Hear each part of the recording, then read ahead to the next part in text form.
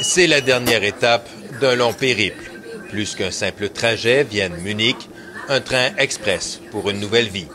À bord, des centaines de migrants, en majorité syriens, fatigués, épuisés. La plupart n'ont pas fermé l'œil depuis 2 jours. Et dans le wagon 21, la famille Rahma est trop fébrile pour dormir, incapable de choisir son pays d'adoption.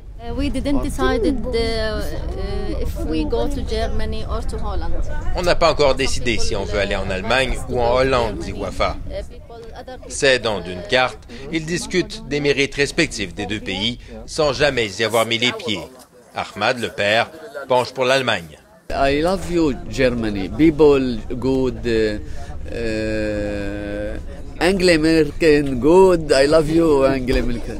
Une perspective qui enchante sa fille, Bayan, elle qui rêve d'y faire des études de médecine. Ils disent que l'Allemagne c'est bien pour l'éducation, dit-elle. Les Rahma sont sur la route depuis 1 mois. Ils ont traversé 8 pays en autobus, en bateau, à pied. On a traversé des montagnes, la mer. Des jambes, j'en ai plus, dit Bayan.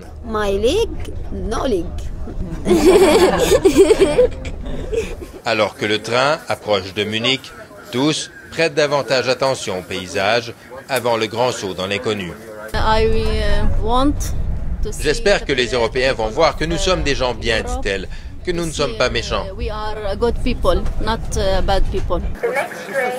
À l'arrivée, un moment de confusion, voire d'inquiétude. Les Rahma ne savent pas où aller.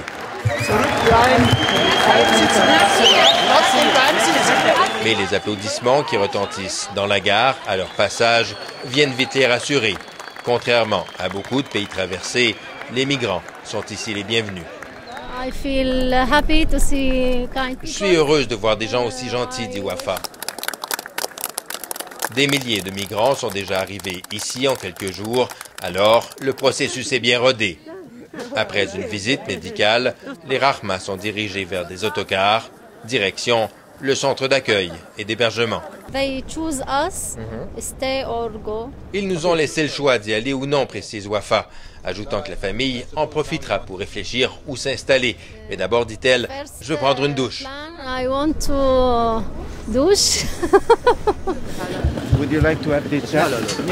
Au moment de choisir un pays d'adoption, l'accueil et la générosité des Allemands risquent fort de peser dans la balance. Ici Jean-François Bélanger, Radio-Canada, Munich.